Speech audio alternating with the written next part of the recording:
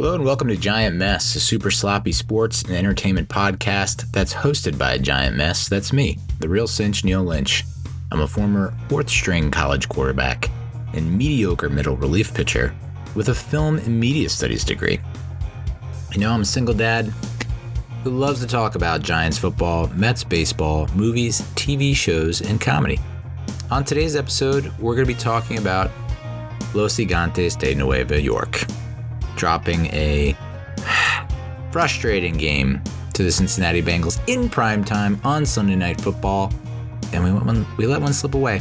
We've let a couple slip away this year, so we'll recap that, and then we'll preview the upcoming matchup against the Philadelphia Eagles and Saquon Barkley. That should be fun. So without further ado, let's get it started up in y'all. All right, I think I speak for everyone when I say that Giants fans were confident coming into this game against the Bengals. And I know that the Bengals were 1-4 coming into this contest, but they had some close losses to the Chiefs, Commanders. They had some games in their grasp, the Ravens. So the 1-4 record, is not an accurate reflection of what kind of team the Bengals are. Still, we took a look at the rankings. We took a look at the numbers, and we said this Bengals defense blows. And then our offense, coming off its best performance against Seattle in Seattle, should be able to have our way with them. And our defense is the one unit that is going to really struggle to keep up. And it's going to be a shootout. And this is what I thought was going to happen. It was going to be a shootout. It's going to come down to the last drive. It's going to be super close, come down to a field goal, etc. And I was not completely wrong. It definitely wasn't a shootout. Should have been more points scored, that's for sure. But the defense showed up and showed out, and the offense just completely missed the boat. Just whiffed in every way imaginable, other than maybe Tyrone Tracy Jr. showed up, I'd say. And the offensive line a little bit. So it's another L, 2-4. Lose 17-7 on Sunday Night Football in primetime. We're 1 in a million in primetime games. Daniel Jones just can't win in primetime. I thought this is our chance to get off the primetime schneid. I really thought that this is it. And I've thought this season could be a turning point for our franchise. I really did. And maybe it still is, but it just feels like, man, it's like we are really having to work hard to get past whatever happened last year. And I guess maybe it does take more than a year.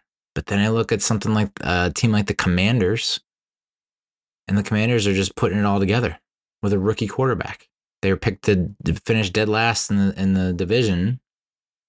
Well, I think we were picked to finish dead last in the division, but they weren't picked to be in first. And then they almost come out and beat the Ravens in Baltimore, I think. So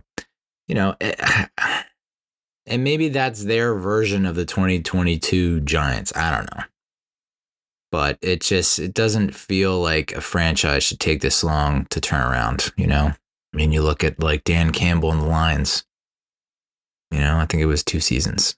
So I guess that first season for us with, first season under Daboll and Shane was a mirage, and it gave people false hope and confidence in the organization. And they didn't address a lot of things. And then it came back to bite us in 2023. And so that we learned a lesson in 2023. And we had a really, so far, a pretty solid draft class in 2024. Everyone's contributing to a certain extent. Drew Phillips looks good. Tyler Nubin looks good. Malik Neighbors obviously looks good. Theo Johnson's starting to get more involved in the pass game and the offense, which is good to see. So I guess, I kind of want to give up on this season. I kind of feel like, people are calling for a change at quarterback with Daniel Jones, and I don't blame them. And I wouldn't be upset if they do. I really wouldn't. I think that he's gotten plenty of chances, enough chances. I've seen enough clips and film of him making the wrong decision repeatedly over and over. And it's just, I don't think, someone said it on Twitter, I forget who, but like, he's a backup quarterback. He's a backup quarterback that might be able to win you a game by managing the game. Does that make sense? So like, you give him a lead, like the starter gets you out to a 7-0, 14-0 lead, and you have a good defense. Daniel Jones can come in and not lose you the game, I think. But he's not going to win you the game by any stretch. So that's kind of where we're at right now. Everyone, I think most fans are in the same boat. It's like, defense has really come around.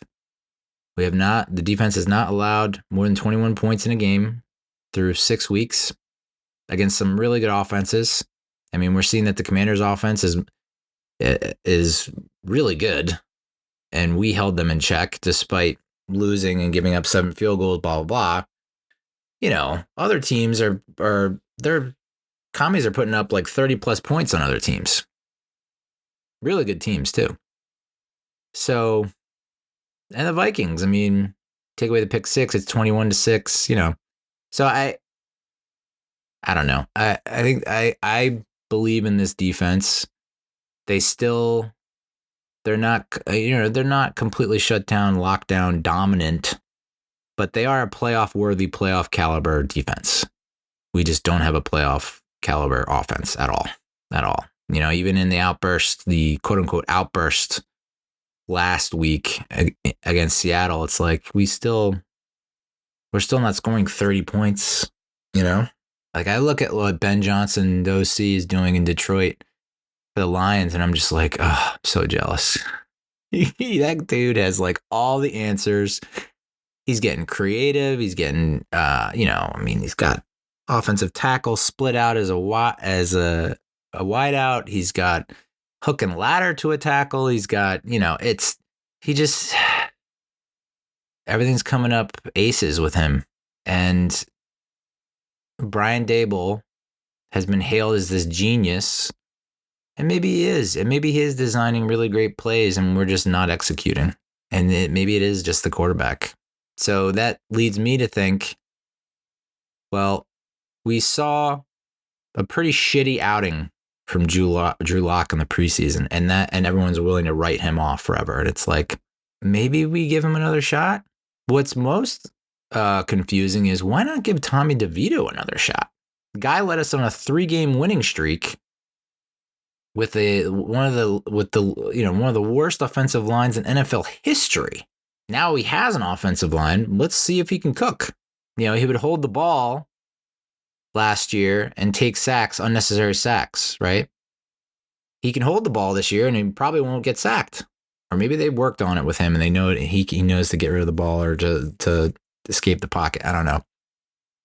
But it's become clear that Daniel Jones is not going to win us games. More times than not, he's going to lose us the game, And that's you can put this 1,000% on his shoulders. You just can. I hate to say it. I hate to see it, but it's like, come on, guy. You got everything that we've been making excuses for you for years now, and you've got everything that you need, and you just can't do it, We had 24 motherfucking first downs to their 13. We're about even in rushing yards. Although, the Bengals had, what it came down with the Bengals, even though they averaged more than 5 yards a carry, was they had the 2 long runs, right?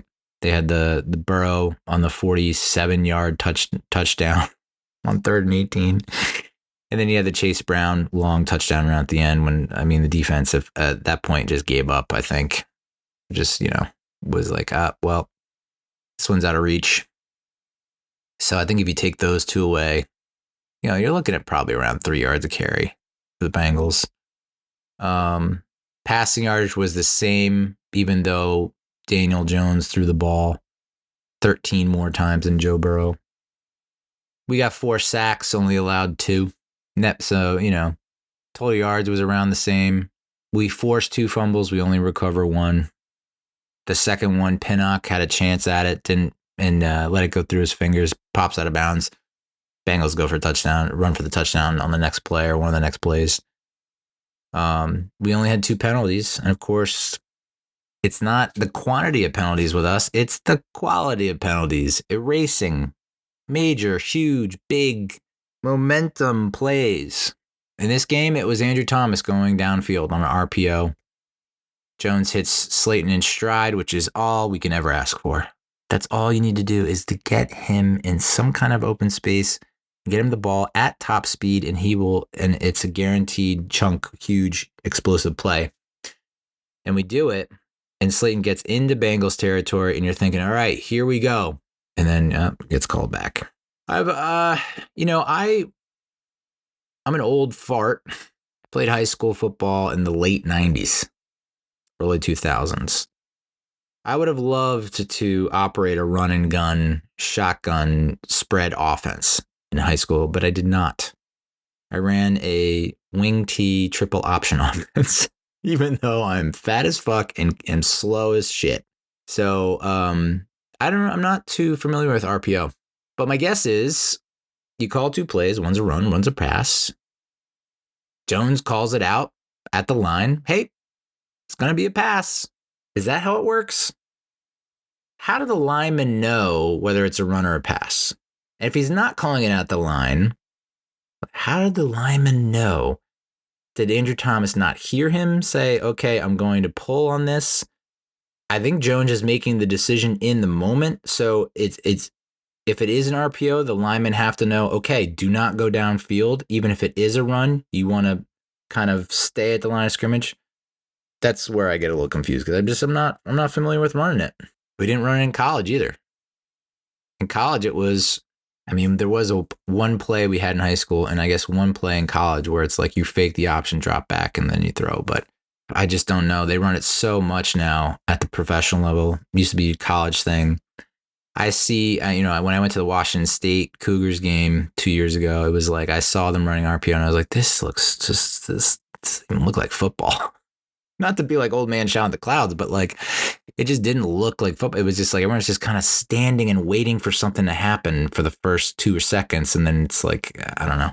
So it's a very odd, bizarre way to operate, but I don't know how that happens. I don't know how it happens with our all pro left tackle, who's like so smart and so talented. And so that wipes out a big play. And we didn't have any big plays after that, Again, we are able to take more shots than we have been able to in the past because of our upgraded offensive line. It just hasn't turned into anything. We're right back to where we were before the Seattle game. So that points to like the Seattle game was just like, all right, I guess Jones was feeling his oats that day. He just was like, he ate his Wheaties. I don't know. We were 5 of 15 on third down. They were 4 of 11 on third down. We were 3 of 5 on fourth down. And I'll be honest, we should have been 5 for 5 on fourth down, which I know is bonkers to say. But Daniel Jones, yet again, on the 1 4th down, he has Slayton wide open to the left. He decides to force it to, I believe, Wandale. And the guy was draped all over him, knocked it away. It might have been Hilton. Not sure. And then the other 4th down, it's the reverse. He tries to force it to Slayton with a guy draped all over him, and Wandale breaks wide open in the middle. I'm not saying he scores, but goddamn, he makes a move. He could score. So 2 big misses on 4th down.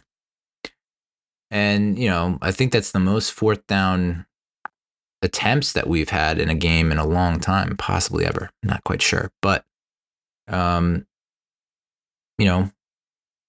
didn't really do that in the first half. Maybe probably should have gone for it on 4th down in the first half. And, Dable, ever since early 2022, has been averse to going for it on 4th down and short yardage, even though the analytics say to go for it. You have a better chance of getting it by going for it. He just, his confidence in this offense has waned. And then I think he saw like how bad his field goal kicker was and was like, all right, well, I kind of have to go for it because our field goal kicker stinks. So fitting that Greg Joseph can nail a fucking 61 yarder to beat us in regular season 2 years ago and then can't hit a 47 yarder or 40 yarder or whatever it was. Misses 2 field goals in this game. Woof. Just that we have such kicking issues. We've had kicking issues for 3 years now, possibly longer. Graham Gano just keeps getting hurt. I don't see any reason to keep him on the roster. You just got to find a kicker that you believe in and sign him. That's got to be like a high priority for the offseason. I don't know if you're going to get it corrected this season. Although, you look at the Commanders, they part ways with their guy after he misses like 2 field goals, an extra point or something like that. They bring in this Seibert guy. He kicks 7 in a row against us to win, and he just keeps kicking and keeps making. So, riddle me this. And of course, the Scottish Hammer gets hurt. So I had to bring in this guy, Huck Tua. Yet again, we're outgained in average yards per play. Cincinnati averaged 6 per play. We averaged 4 per play. Jones, 22 of 41, 205 in the interception. He also ran 11 times for 56 yards. My gut says that he's going to get hurt. And that weird clause in his contract is going to kick in, and then we're going to lose a bunch of money. That's just what my gut says. You can't run a guy in designed runs that many times and the guy not slide, not once, just taking hit after hit after hit and expect him to make it through a 17-game season. It's just not in the cards. So every time he runs, it's just like he's going to get hit and hit and hit. And it's only a matter of time. And maybe it's not next week. Maybe it's not the week after that. But it's like he's going to get hit and he's not going to get up. So why that is the game plan, I don't know. I guess that's the game plan because there's not a whole lot of belief in our ground game right now, despite having one of the better rushing games in a long time last week against the Seahawks. We think, Tyrone Tracy Jr. is the number 1 running back. And he showed it on a couple of drives on Sunday night. He did show it on a couple of drives, but we just didn't feel like we could stick with it. I don't know. I forget who tweeted this, but great quarterbacks rise to the occasion and make big plays in critical moments on the biggest stages. Joe Burrow did that tonight. Daniel Jones did not. And there you have it. I mean, Burrow didn't have like a crazy awesome game, but on that 3rd and 12, he moves in the pocket, keeps his eyes downfield and finds a guy open down the sideline. First down, game over, or essentially over. He just makes the plays when you need him to. Daniel Jones makes the play that undoes you as a team. I didn't see it live. I had to watch it when I returned, but because my delivery guy delivered my food to the absolute wrongest address possible, and so it took me a good 30 minutes to retrieve it. Thanks, Grubhub. So I missed it, but first down. I believe we're in the red zone. Things are looking good. Jones drops back, gets hit, ball goes flying in the air. No reason for him to throw it. And Bengals pick it off. Drive over, no points. As everyone has said, it's PTSD in 2020 against the Steelers. When we had that long ass drive. And we get down there, and he tries to force something, make a play, and he gets hit. A good ball pops up in the air. Steelers pick it off. No points. It's like Josh Allen might be able to get away with that kind of shit. Turnovers in the red zone, because then he has like 3 or 4 more opportunities and he converts. It's okay because he's able to make up for it. Daniel Jones doesn't make up for it at all. He really does have to play like mistake-free, error-free football to give us even a shot at winning. And even then, it's a 50-50 type deal. We still don't have a great shot at winning. We just have a better shot at winning. Woof, dude. Tyrone Tracy Jr., 17 carries, 50 yards, a little less than 3 yards a carry. I will say this, though. Bengals were stacking the box. I guess the Seahawks played a light box. Giggity. And the Bengals did not. They stacked the box. I still love how Tracy runs because I think there were plenty of situations where there is no hole or there is no crease. There's nothing. And he's still able to get 2 or 3 yards as opposed to he gets stuffed to the line and that's that. So I would have, I don't know. I would have stuck with the running game a little bit more. Just get a little more creative with it. I don't know. Darius Slayton, 11 targets, 6 catches on 11 targets, 57 yards.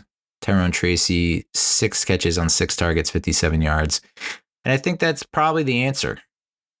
I think they lined Tracy up at wide receiver once, and he ends up making the catch for a decent gain. And I'm thinking to myself, why aren't we doing that more? Why not have Eric, and even get to the point where it's like it's either empty backfield and you have Tracy as a wideout. You have Tracy as a wideout and Eric Gray is the running back. I think you use him more in the passing game because we've seen he's able to make guys miss and he's able to pick up extra yards. Some yak. Well, Neal Robinson, 5 catches on 11 targets, 50 yards. Theo Johnson, 3 catches, 30 yards. Jalen Hyatt, 4 targets, 1 catch, 6 yards. Yikes. So he played. We said he needed more snaps, and he got all the snaps. I think he played 81%, 82% of snaps, 60-some-odd snaps. So, there's a deep shot to him down the left, and he's like hand checking with the guy instead of just, going for the ball. So now we've gone from he's not able to learn. You don't think he can learn a route tree? You don't think he can learn how to run routes at the professional level? He's got the speed, blah, blah, blah. Like, if he could develop, we've gone from that to seeing him ball out against the Patriots, 5 catches, 109 yards, something like that, to he wasn't seeing the field, to now he has an opportunity, and now he's not making the most of it by any means. So that looks like, I don't know what it would take for him to get out of the doghouse, because I would think that Malik Neighbors would come back against Philly. And that would mean it pushes him out of getting snaps. But I honestly don't know. It just feels like you don't need to know a ton of routes. Let's just design routes for him that are like utilize his speed and get him in open space. Get the separation, right? You're telling me this motherfucker can't run 5 routes? 4 routes? 3 routes? I don't know. So that's super disappointing. It sucks. So Giants drives. I think we only had like 1 3 and out, I think. 1, 2, 3, 4, 5 of our drives, 5 of our 11 drives, half of our drives went for longer than 4 minutes. We have the 8 play drive that took up 4 minutes, 31 seconds. It was 53 net yards. That's where Jones throws the interception. He could have taken a sack, still be on the 25. Just took away points. It's an automatic 3 points that he took away. Well, I don't know if you can say automatic 3 points with this friggin' kicker, but potentially he took away 3 points or even 7. So it's points out the board there. That really was a kick in the dick. 7 play drive that goes 28 yards and took up almost 5 minutes. We punted on that one. 16 plays, 79 yards for the touchdown. This was the Tyrone Tracy drive. He was just a menace. It felt like everything he was doing was coming up aces. 11 play drive, 42 yards, 5 minutes, 14 seconds, missed field goal. 10 play drive, 5 minutes, 5 seconds, 53 yards, turnover and downs. 8 plays, a minute 1, 43 yards, missed field goal. So, you're looking at 6 points there, another 3 or 7 there. You're looking at, 9 to 13 points that you lost because of your kicker and your quarterback. 9 to 13 points, which is a win because your defense played that well. Brian Burns had another outstanding game, sacked, 2 tackles for losses, was tied for the team lead in tackles with Tyler Nubin, who had a tackle for loss, a really great tackle for loss where he came from all the way off the ball and then, way off the ball. Michael McFadden had another great game. 5 tackles, forced fumble. Deontay Banks played okay. I was not in love with it. It felt like we were watching the Deontay Banks from the first 5 weeks or 4 weeks, like before the Seattle game. The Seattle game, it's like it really felt like, okay, this is the Deontay Banks that we want and need and should have. And instead, it felt like he kind of reverted back to what we were seeing before that game. Not a particularly bad game, but it was just soft. Like, we're gonna let the guy make the catch, and then not only are we gonna give him enough padding to make the catch, we're not even gonna put a good hit on him when he makes the catch. That's, I think, what I'm most pissed about. It's like, fine, let the guy run 5 yards, turn around and catch it, but you can come up and fucking nail him, dude. Instead of just like, oh, I'm now gonna like kind of. You can see he's trying to strip the ball, but like, dude, you got to pick your spots there. I just, his tackling is not great. Underwhelming. I think Cordell Flott had an okay game. Pretty good game. It's interesting how he's developed and how he's come around. I think he's taken some really great strides, made some really great improvement. Bobby Okereke had a pass defended, a forced fumble. Andrew Phillips had a tackle for loss. Good to see him in the mix again. Dexter Lawrence with a sack and a tackle for loss and just causing havoc. Azeez Ojulari, 2 sacks, 2 tackles for loss, 4 tackles. He should have had another sack. He pulled a Matthias Kiwanuka on Joe Burrow, where he comes and just like wraps him up and just needs to take him down or at least hold on, and he lets him go for whatever reason, because I guess he thought that Joe got rid of the ball and didn't want to get flagged. Jesus. So that sucked. But other than that, I think he played an incredible game. He basically forced Burrow out of the pocket on the Dexter Lawrence sack. Watching the game, I was just like, I can't believe we're like, just like last week against the Seahawks, it's like we were dominating. I'm like, I can't believe we're tied at half. How the fuck are we tied at half? We're like completely outplaying them. Same kind of situation applies here. It's like the defense is playing so well and the offense is showing that's what's most frustrating about this offense is like we've seen some, goddamn, we've seen some awful offenses where it's like 3 and out, 3 and out, 3 and out, 3 and out. We're punting 7, 8, 9 times a game. We have seen that, and that is not happening with this offense. So that's what makes this so frustrating is like, how the fuck do you go and have the drives that you do? We had 1, 2, 3, 4 punts on 11 drives. That's not bad. I know that we went for it on 4th down 5 times. So that's potentially 5 more punts you're looking at. It's heart-wrenching. Burrow didn't have like a crazy awesome game. 19 and 28, 208, 4 carries, 55 yards and a touchdown, and 47 of those yards came on the one play, which, we'll get to. But Chase Brown, 10 carries, 53 yards. Again, a huge chunk of that came on that one run at the end on the touchdown. T. Higgins, 7 catches on 7 targets, 77 yards. Wasn't like a big fan of that. Let's just let him, like, can we contest some of those? What the fuck? Jamar Chase, 5 catches on 6 targets, 72 yards. Andre Ojulari, the Princeton Tiger, came up with a big catch towards the end. One of the nails in the coffin. In terms of the highest graded Giants in week 6 versus the Bengals, Brian Burns at 87.8. Wholeheartedly agree. Bobby Okereke was 75. Yep. Drew Phillips with a 74.5. Andrew Thomas with a 73.8, which I thought was interesting because I know that he got beat a couple times around the corner and he's got some kind of, his feet are all fucked up. So he's going to have to grit through that. And it's starting to point to with Andrew Thomas, and I don't want this to happen, knock on wood, but like, it just feels like he's going to be another like guy whose career is cut short, another promising career where it's like, this is going to be our tackle for the next 10 years. And then it's like the feet friggin' injuries or whatever that's bothering his feet are just going to completely derail his path to success.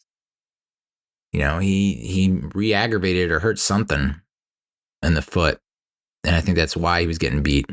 So that's an interesting score. But I guess of the 41 pass attempts, if he only gives up 2 sacks, or those are the only 2 pressures of the 2 sacks, then I guess, yeah, that's a pretty good game.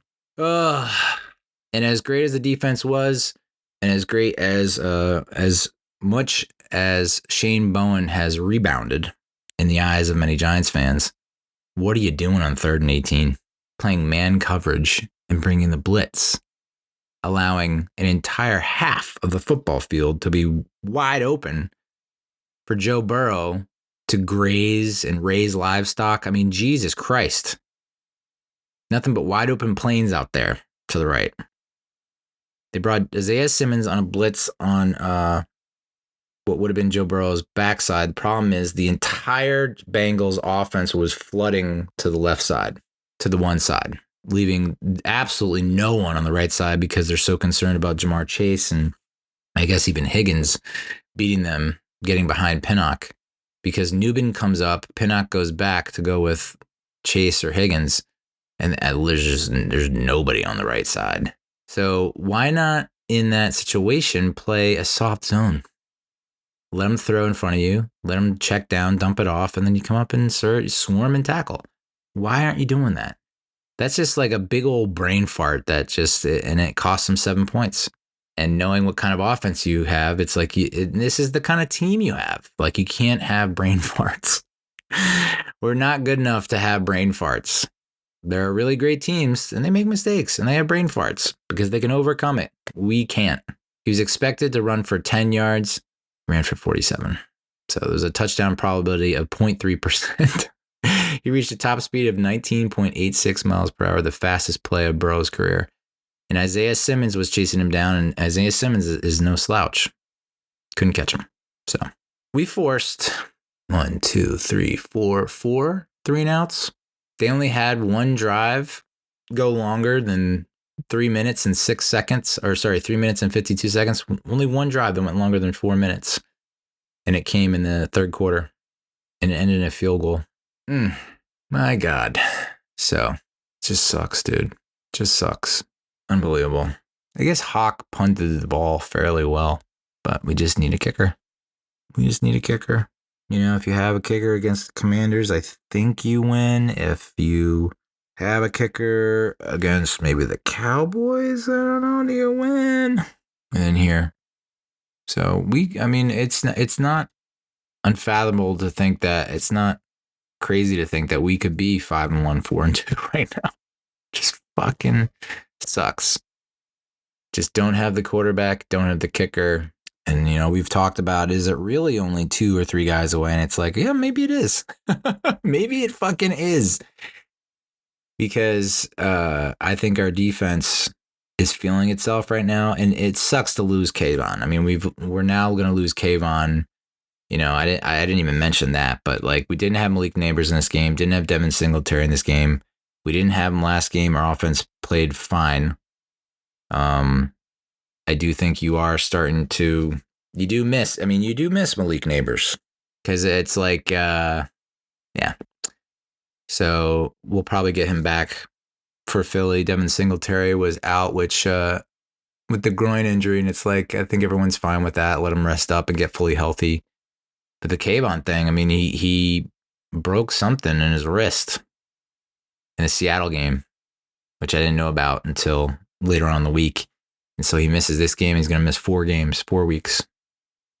But if Azeez Ojulari can stay healthy, it doesn't feel like we'll skip a beat.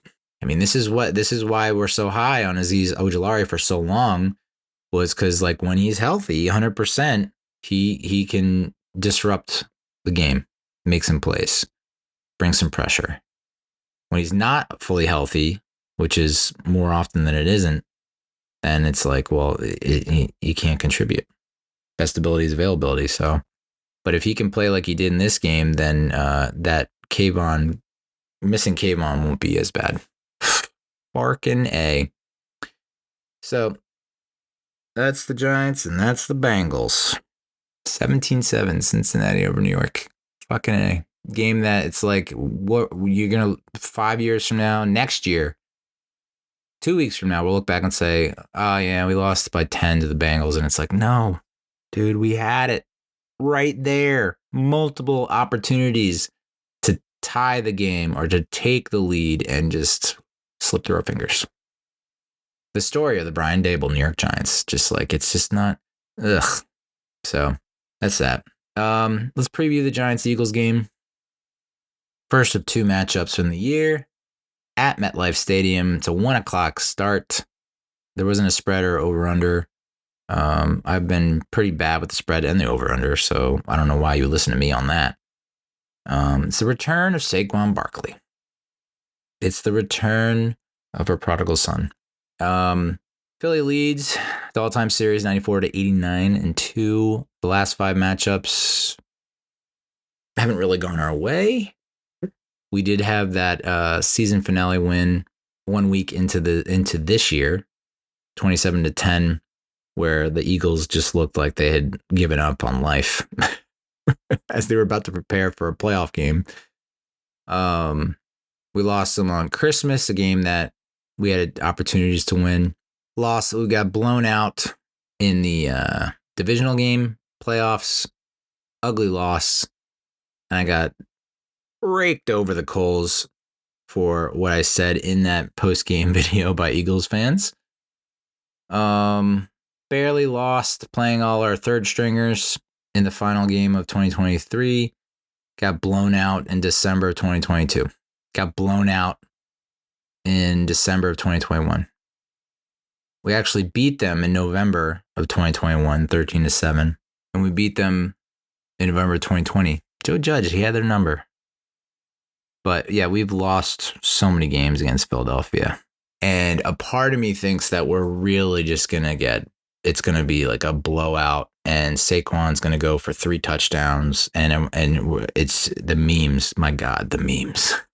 Like it's just going to be, it's going to be an unhealthy Sunday into Monday into that rest of the week into that rest of the season. I have a feeling that's a legitimate feeling that I have is like, this is going to be where we completely fall off a cliff.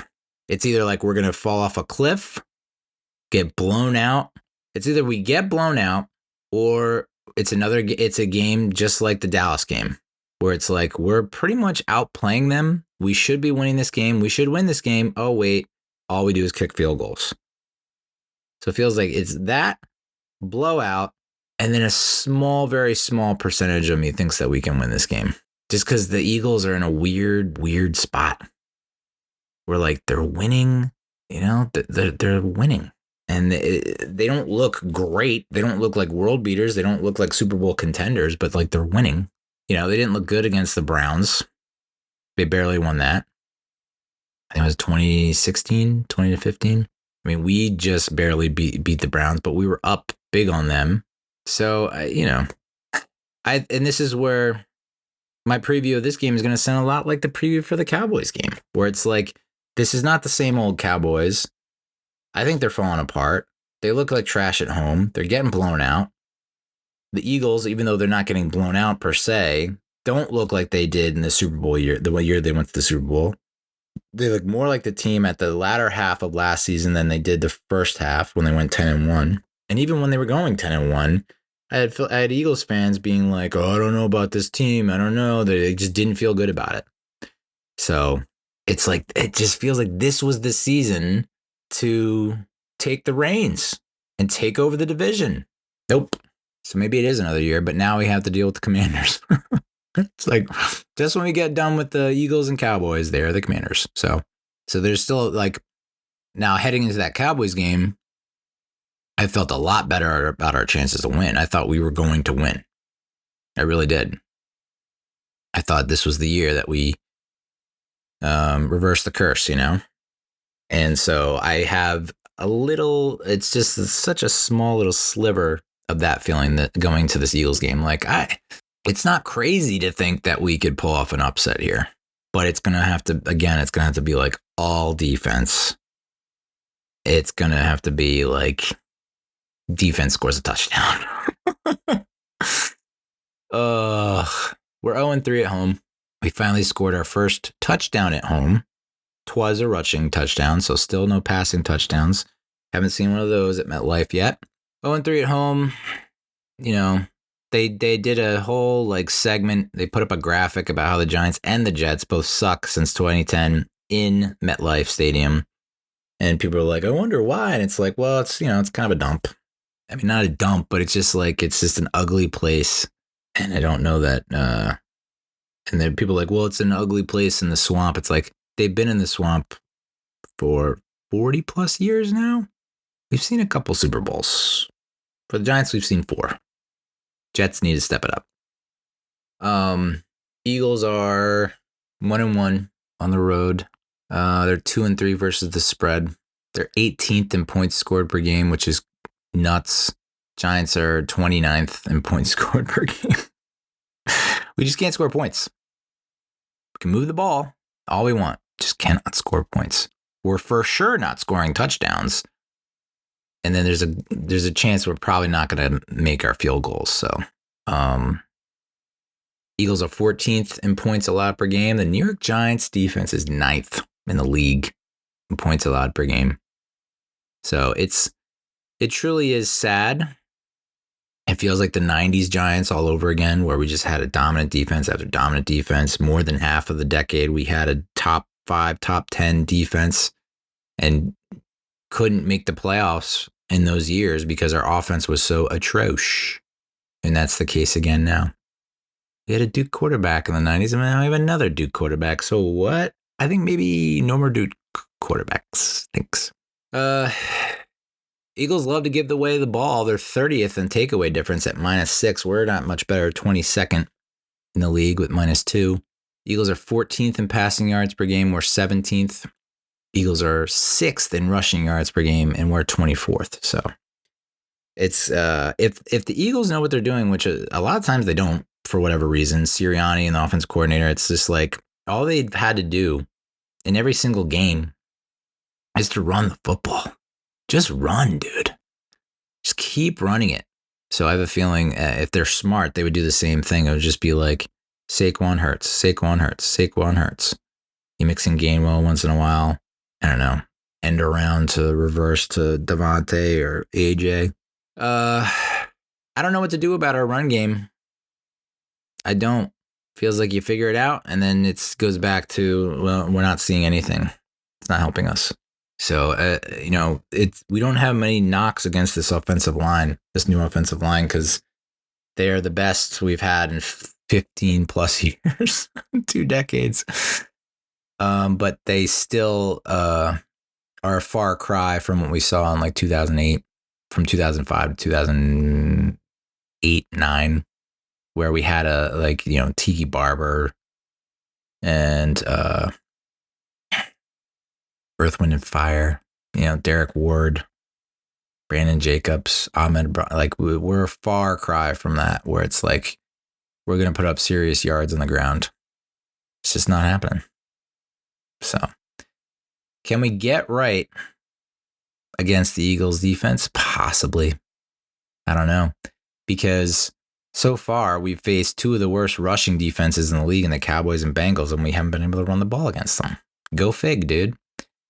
I guess you could say with the Bengals game, it's like they were missing a lot of their front 4. They were missing some key players along the front, Sheldon Rankins and BJ Hill. And they were able to come back fully healthy for this game, for the game. So it's like, okay, that probably makes a big difference. Still ridiculous that we traded BJ Hill for Billy Price. So stupid. So stupid. We've had so many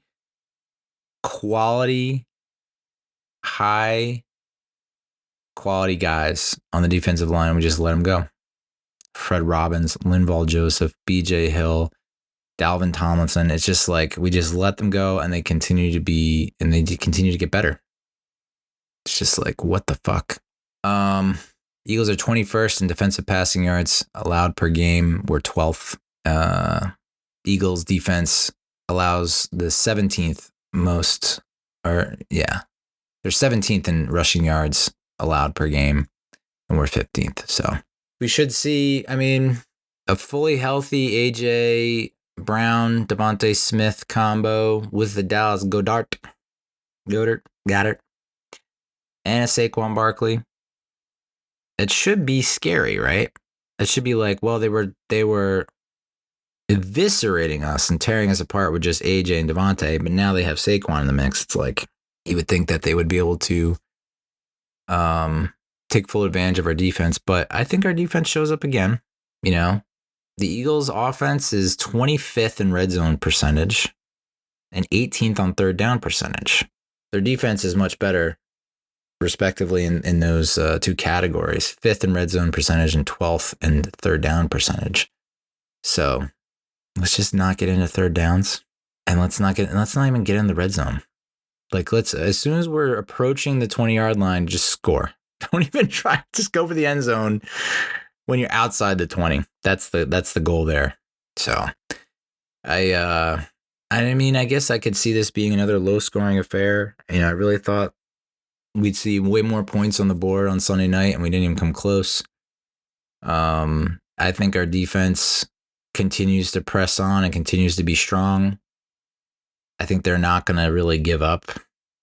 You know, it's not like last year where we'd have some really great games and then some really awful games. That's not happening this year, at least so far.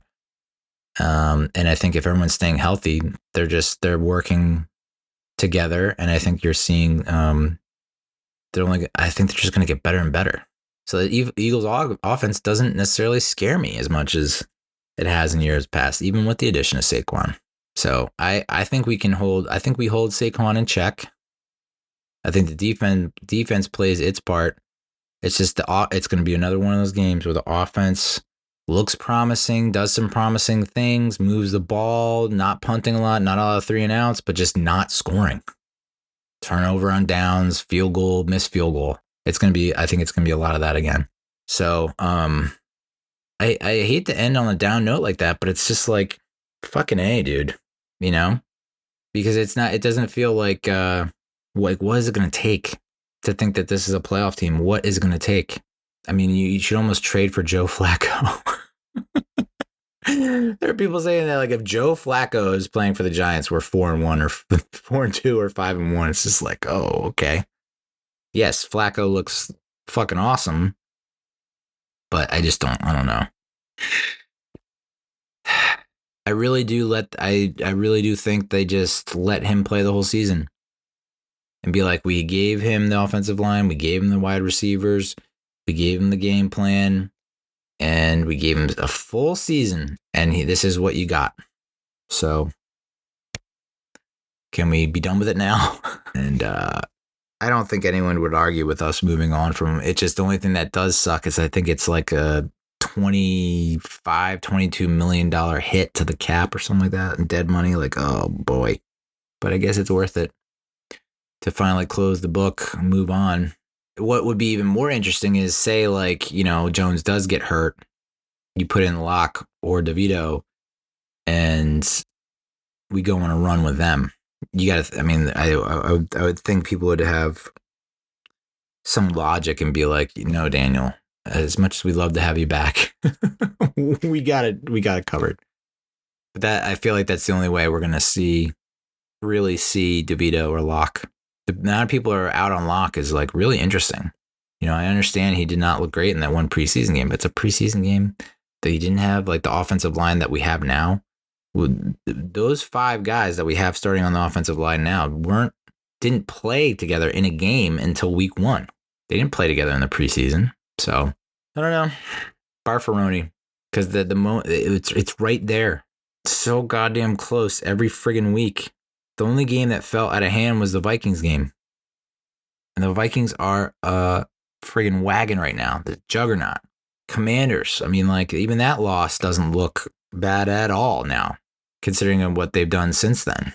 The Cowboys loss really sucks. Every loss sucks, but like the Bengals loss sucks because it's like, how and why are we losing this game? What? Why? How? Your defense is so bad. But they got some key guys back and they really balled out. Cowboys game, they're not playing at the top of their game, and we just kick field goals. It's just and I know it's a long season, 2-4, got 11 goddamn games left. It's a lot of games. A lot can happen in 11 games, so I guess that's something to hold on to. But for me, it's just, there's that I tweeted about. There's a throw to Slayton in the Bengals game where because of his speed, the DB has to respect it, and he's bailing. And as soon as he bails or turns his hips, Slayton powers down, turns around, and boom, the ball is there. Mwah. Chef's kiss. It's so amazing. It's so simple. Why don't we do it more often? I'm fine with running that every other play when we completed it. Problem is, we ran it in the first drive, I think. Slayton is wide open. I want to say at least 5 yards of separation, maybe more. And Jones, skips it to him, bounces it to him. Like, what the fuck, dude? That's an easy completion. So easy. Caveman can do it. But just missing open guys. It's one thing to miss on deep throws. Everyone misses on deep throws. The lower probability of completing it. But when it's just a comeback route, and it's like, fucking A, man. So, and I think everyone was really hard on him after the Vikings game. Not real, and we sort of maybe forgot that he's coming back off the ACL and a neck. And it's like that takes a long time. And a lot of people were saying that he wasn't even going to be back until like week 4 of the season. So the fact that he is back and starting is like not a miracle, but just a testament to how hard he works. And there's no question he cares and he works hard. It's just you make the wrong decisions, make the wrong choices, and you don't perform well under pressure.